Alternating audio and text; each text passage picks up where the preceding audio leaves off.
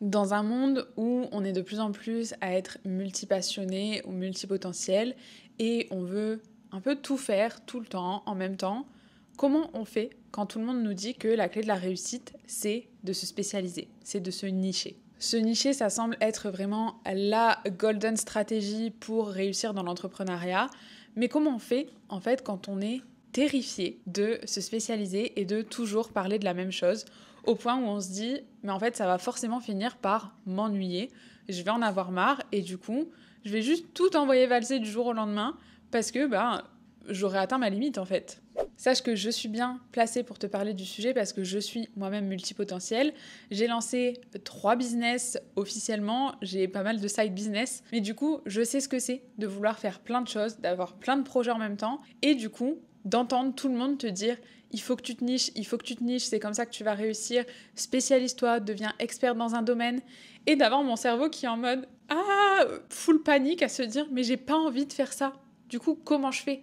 Du coup, aujourd'hui, on va parler de la niche. Est-ce que c'est vraiment le prérequis pour réussir? Est-ce qu'on peut réussir sans se nicher? Comment on fait pour trouver sa niche quand on a envie de faire plein de choses, qu'on est passionné par plein de sujets et qu'on a très très peur de parler d'un seul truc pour le restant de ses jours?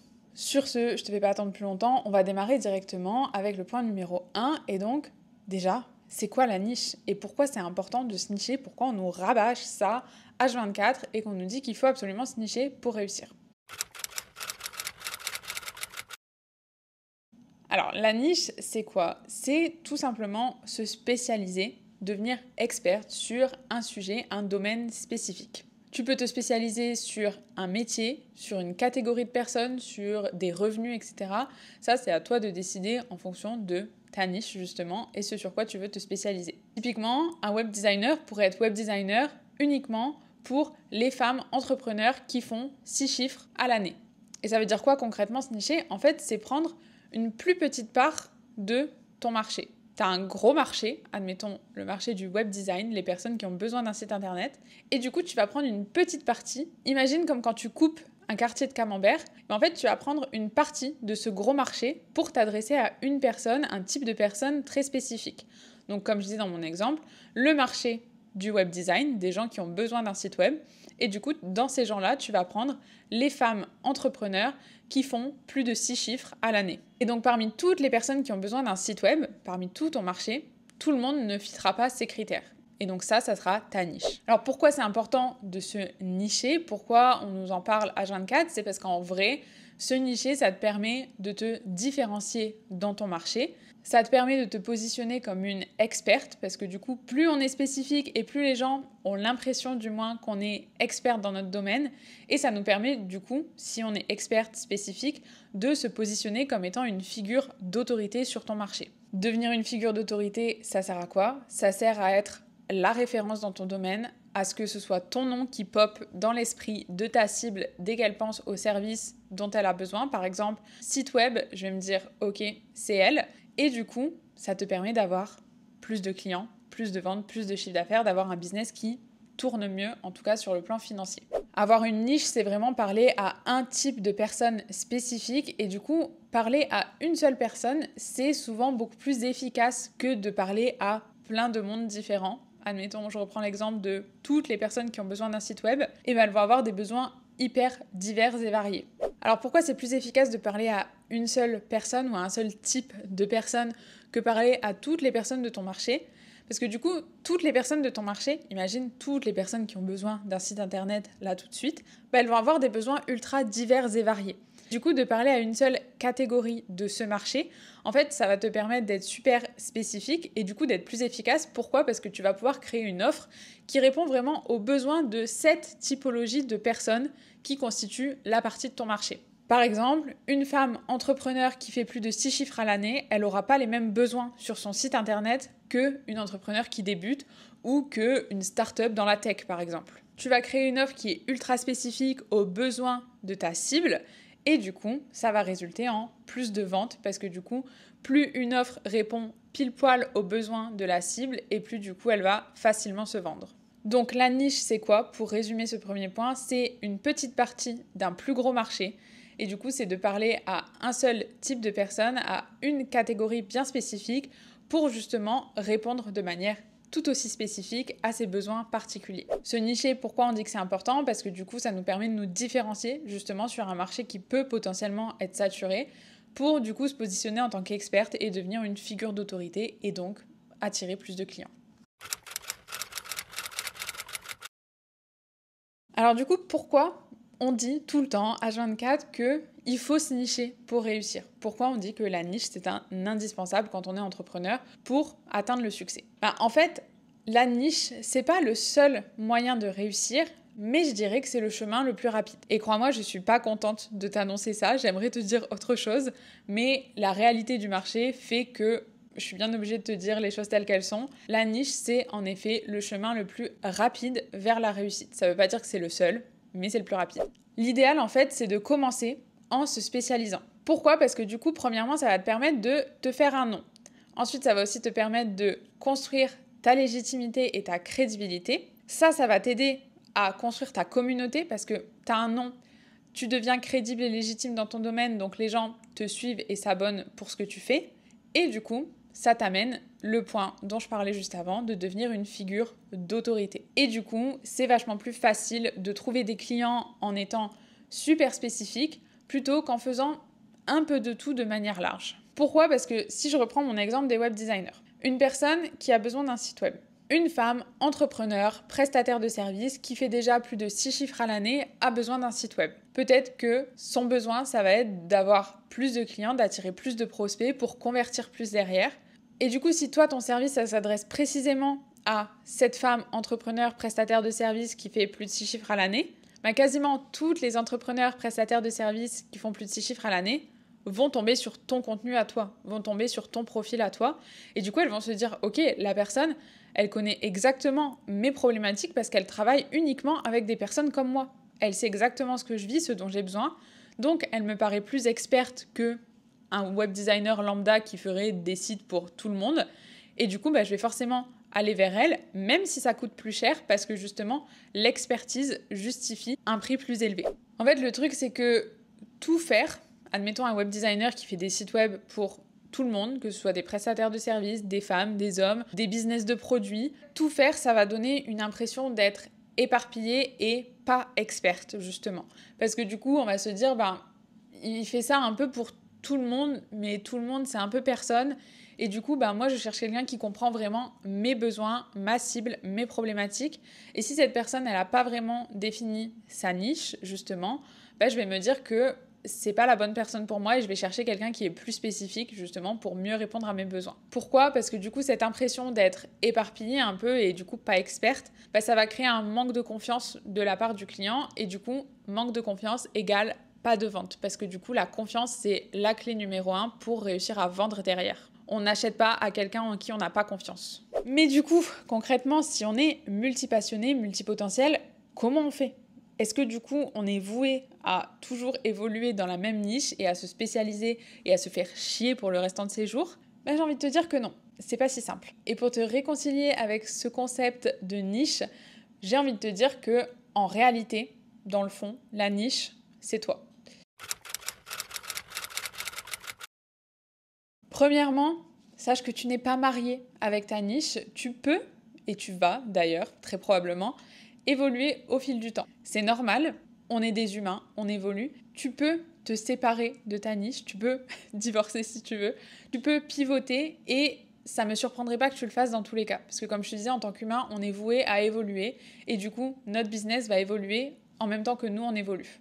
Le truc, c'est que c'est beaucoup plus facile de pivoter si tu as déjà fait tes preuves avant, si tu as déjà une communauté qui te kiffe, si tu as déjà un peu de trésorerie aussi de côté pour ton business. En gros, le but, au moment où tu pivotes, c'est d'avoir les capacités de faire un pivot qui se fasse sans stress et tout en douceur et non pas dans la souffrance et dans la violence. D'où l'intérêt de travailler ton personal branding, de travailler ta marque personnelle. Si jamais tu vois pas de quoi je parle, je te mets une vidéo en description où du coup je te présente le processus, les bases vraiment pour travailler ta marque personnelle et pourquoi c'est important. Je t'invite à la regarder si jamais tu sais pas du tout de quoi je parle parce que j'ai déjà tout couvert là-dedans.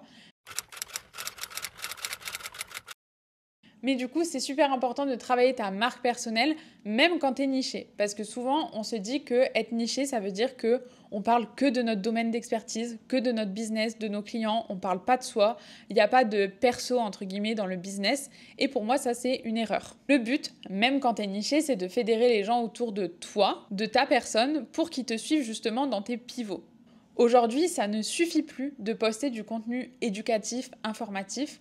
Faut te dire que si ce que tu postes, on peut le trouver sur ChatGPT ou sur Google, c'est que c'est pas assez. C'est qu'il manque un truc. Il manque de la personnalité, il manque ton expérience, il manque de la valeur humaine que toi seul, du coup, peux apporter. Aussi, si tu penses que tu as trop de contradictions pour que les gens te suivent pour qui tu es avec toutes tes facettes, sache que c'est faux. Typiquement, je suis persuadée que je ne suis pas la seule à aimer Taylor Swift, le business et les cocktails.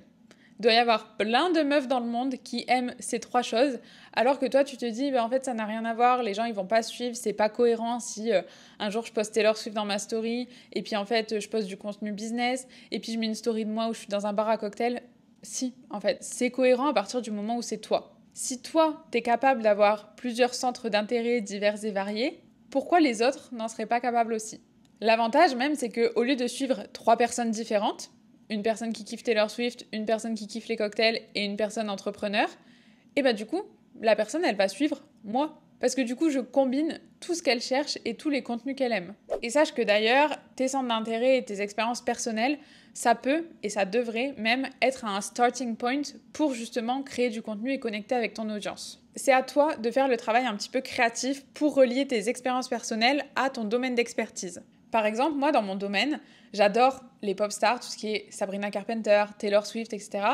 Et bien du coup, qu'est-ce que j'ai décidé de faire? J'ai décidé de créer une série de vidéos où je décortique le personal branding de célébrités. Ça, techniquement, ça relie un de mes centres d'intérêt, la musique pop, les concerts, les stars, etc., avec mon domaine d'expertise. Un autre exemple qui n'est pas dans ma niche, ça pourrait être comment un petit déj super protéiné et une bonne routine de sport me permet d'être super productive et faire plein de trucs dans ma journée. Si par exemple tu es dans la niche de la productivité, de l'organisation, d'atteindre ses objectifs, mais que tu aimes aussi tout ce qui est la fitness, manger healthy, et ben en soi, ça peut être lié. Mais c'est à toi justement de trouver le lien, de trouver ce fil rouge qui te permet de relier tes centres d'intérêt, tes expériences personnelles, etc. à ton business et ton domaine d'expertise. Ce que je voudrais que tu retiennes, c'est que quand tu as une niche, les gens, ils vont te follow pour ce que tu fais et non pas pour qui tu es. Dès que tu vas poster un truc qui est en dehors de ta niche, tu risques d'avoir des gens qui vont t'unfollow parce qu'ils seront en mode en fait je me suis pas abonné pour ça. Alors que du coup quand tu postes ce que tu veux, en étant fidèle à toi-même, en reliant bien évidemment ta vie perso à ton business d'une manière ou d'une autre, en fait les gens ils vont s'attacher à toi pour qui tu es, pour ta personnalité, davantage que pour ce que tu fais. Et c'est vraiment ça le but, c'est de fédérer les gens autour de toi, parce qu'une fois que les gens te suivent pour qui tu es, tu vas pouvoir pivoter bien plus facilement et du coup élargir au fur et à mesure ta niche pour devenir généraliste si c'est vraiment ça qui te fait kiffer. Alors du coup, si je devais terminer un petit peu, résumer, donner mes derniers points importants, je te dirais que oui, c'est plus facile de réussir en étant spécialisée, en étant experte dans un domaine particulier, en se nichant du coup. La stratégie idéale, selon moi, ça n'engage que moi, mais du coup, je suis convaincue que c'est vraiment la meilleure chose à faire si tu as le temps et les ressources nécessaires. Ça serait premièrement de te nicher, de devenir expert de ton domaine, de te faire un nom dans ton champ d'action. En parallèle, du coup, tu travailles à fond ta personal brand, ta marque personnelle, pour que du coup, même si les gens te suivent de base pour ton expertise, au fur et à mesure, ils s'attachent à toi et ils finissent par te suivre pour toi, pour qui tu es. Tu fais grandir ta communauté comme ça, tu développes vraiment une audience de super fans, de gens qui te suivent pour toi. Et une fois que c'est le cas, au fur et à mesure, tu pourras commencer à étendre ton champ d'action jusqu'à vraiment élargir et finir par ne plus être niché si c'est pas ce que tu voulais de base. Et ça se fait sur le long terme, en douceur, pour que, entre guillemets, les gens ne s'en rendent même pas compte. C'est que du coup, tu vas pas vraiment faire un pivot et ça va pas être noir et blanc et les gens vont juste te suivre dans ton évolution naturellement. Comme je l'ai dit, mais je le répète, c'est pas impossible de réussir sans se nicher, c'est juste que ça risque de prendre beaucoup plus de temps. Bien sûr, on trouve toujours des contre-exemples, mais vraiment, garde en tête que c'est pas la majorité du marché. Ensuite, retiens que tu n'es pas niché à vie. Si jamais tu te niches aujourd'hui, tu n'es pas marié ad vitam aeternam, forever, jusqu'à la tombe avec ta niche. Tu peux toujours pivoter, évoluer, changer, t'en séparer, ça y a aucun souci. Et surtout, le point le plus important pour terminer, c'est que être niché, ça ne veut pas dire ne pas montrer ta personnalité et être à 100% business expertise, on ne parle que du pro. Non, il faut vraiment travailler ta personal brand en parallèle d'être niché parce que c'est ça qui va faciliter justement le pivot si jamais ton but dans ta vision, c'est de ne pas être niché et de parler de plein de sujets, de faire plein de choses différentes. C'est vraiment ta personal brand avant tout. Et du coup, je te renvoie vers le lien que j'ai mis dans la description pour justement découvrir le processus pour travailler ton personal branding. Ça va vraiment te donner toutes les clés pour commencer à travailler ta personal brand parce que vraiment, c'est ça qui va pouvoir t'aider à pivoter, lancer les projets que tu veux parce qu'à partir du moment où on te suit pour toi, eh ben on te suivra dans n'importe quel projet. Et c'est vraiment ça le goal, surtout quand on est multipassionné ou multipotentiel. Voilà pour cette vidéo sur la niche. Je sais que c'est un sujet très controversé et en vrai, je suis un peu mitigée. Comme je t'ai dit, ça me fait pas plaisir, mais oui, je suis convaincue que te nicher, ça t'aide à réussir plus vite, que c'est la voie la plus rapide pour réussir. Ça ne veut pas dire que tu ne peux pas réussir si tu te niches pas, mais ça risque d'être beaucoup plus long et beaucoup plus fastidieux. Donc, même si c'est pas ce qui te fait kiffer au début, je te conseillerais quand même de trouver une niche qui te plaît, qui soit suffisamment large pour que tu puisses parler de pas mal de sujets. Par exemple, moi, avec le personal branding, c'est une niche quand même spécifique. Dans le branding, c'est une part de marché du branding, mais je peux parler de plein de sujets dans le sens où je peux parler de branding visuel, je peux parler de storytelling, de messaging, de mindset, parce que du coup, tout est lié. Mais j'ai quand même ce fil rouge spécifique de personal branding. Donc tu peux quand même trouver une niche qui te donne cette liberté de parler de différents sujets et de pas être focus sur un seul truc pendant un certain temps. Mais du coup, ça se fait en se creusant les méninges, du coup, et trouver quelque chose dont tu serais capable de parler, en fait, naturellement pendant des heures et des heures. Et du coup, tu fédères ta communauté autour de ça. Et au fur et à mesure, quand ta communauté grandit, que les gens sont attachés à toi, que tu as fait tes preuves dans ton domaine, tu pourras élargir ton champ d'action pour du coup devenir généraliste si c'est ce que tu souhaites. N'hésite pas si tu as des questions dans les commentaires, je répondrai avec plaisir à tout le monde. Et du coup, si tu as une niche, dis-moi c'est quoi dans les commentaires. Si tu as du mal justement à trouver ta niche, tu peux aussi m'en parler dans les commentaires, j'essaierai un peu de te guider là-dessus. En attendant, je te mets la vidéo dont je te parlais pour entamer le processus pour travailler sur ta marque personnelle, pour continuer après cette vidéo. Et je te dis à très vite dans une prochaine vidéo. Bye!